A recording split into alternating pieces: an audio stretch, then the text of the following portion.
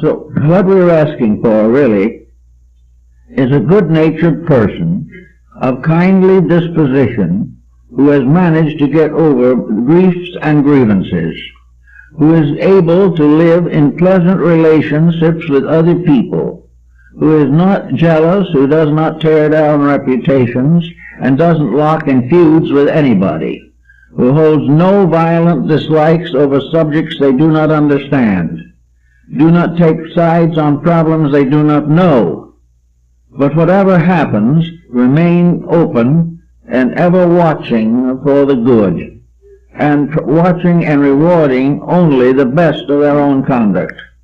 This means a more or less simple life. One way that the medievals found to gain this simple life was by joining the clergy. They became monks, lived in monasteries, worked in gardens, spent most of their time in prayer and meditation.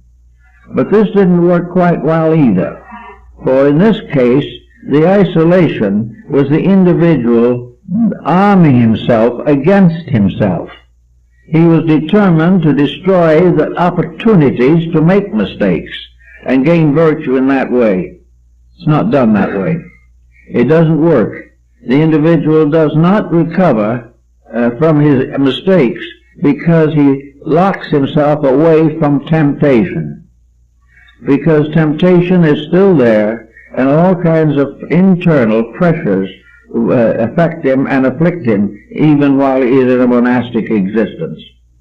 The answer to the whole thing was, stay in the world, but be able to live your own inner life without worry and fear, and if other people wish to ridicule it, let them, but do not resent their ridicule. It's not worth it. Do that which your inner life tells you is right. And in order to do that, you have to get a message. Now, messages coming from the inner life are often mistaken. Very often what we consider to be a vision is merely a way of supporting our own personal attitudes. When visions begin to support our right to be wrong, we have a good reason to question the visions. Visions can be nothing but nightmares. They can be nothing but psychological expressions of our own defects. They can reveal to a clinical trained psychiatrist or psychologist just what is wrong with our dispositions and why we're in trouble. This type of vision or dream is of no basic value except as a warning. And the individual does not need to have an elaborate analysis of this. For if he has pressures, he will have dreams. And most of the dreams will be related to his pressures, either justifying them or trying to help him to fulfill the things that have created the pressures. So we don't go on that level. But if there are no pressures, if there are no intensities, if the individual is living a very quiet, reasonable, and natural life, perhaps he'll be a little like Jacob Böhme, the great German mystic. He was raised and educated as a shoemaker. He was an apprentice shoemaker. Finally, we got his papers and became a master shoemaker and lived in the little town of Görlitz all his life. He was married and had children. He attended the Lutheran Church, and he was a very simple person with only the education possible from a local school, which probably taught him only enough to read the Bible. So this man quietly, peacefully made a strange compact with himself. He resolved to live as best he could in his simple way, the best he knew. And he was a very quiet man and a very charitable man. And when the Lutheran communion turned against him, very bitter, he never for one moment showed the slightest resentment. While they were denouncing him in the church, he was sitting in his pew and listening to it. He was unwilling to even pick a quarrel with the men who were accusing him of heresy. Fortunately, at that time, the Inquisition was not in control in Germany, so all they could do was downgrade him.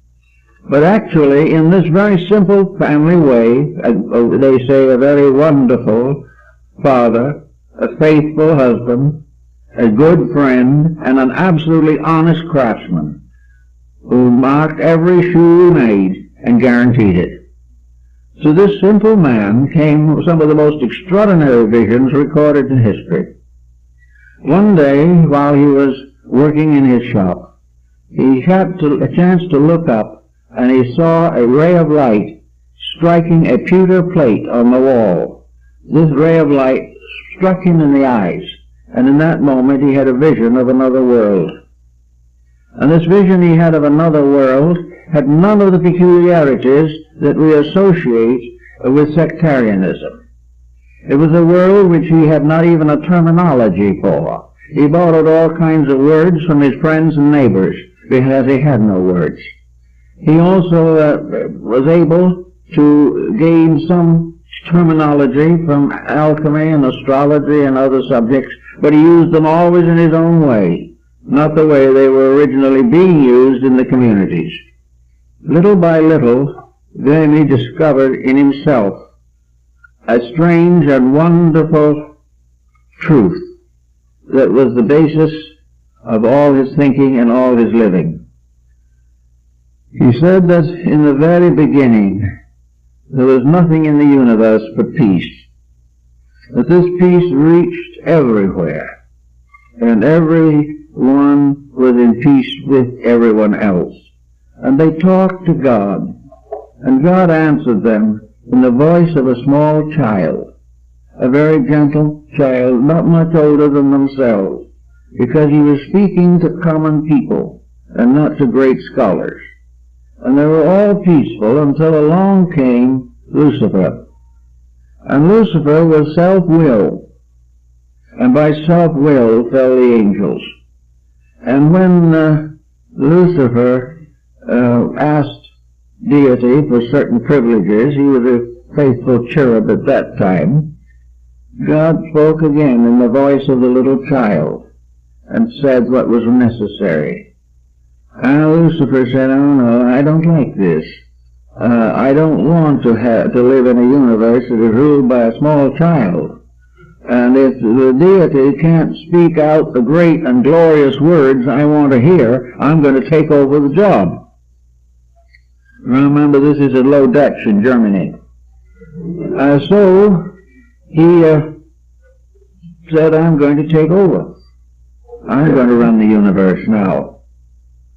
So he challenged deity. He said, "I'm not going to do these things. If you're just a puny little deity living in a space without anything around you except a baby voice, I'm going to show you how to run this thing."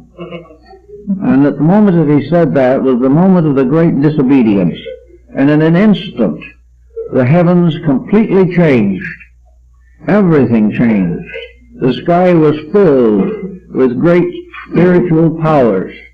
In the midst of them was seated or placed the ineffable deity, with all power, all splendor, all skills, and the thunder and rumbling voice that could be heard everywhere. And it is thus that the pride of Lucifer opened the abyss of the self, opened the world of sorrow and pain, because he tried to take over the management of the universe, and because he could see no God until he disobeyed, and then the whole glory of heaven broke upon him.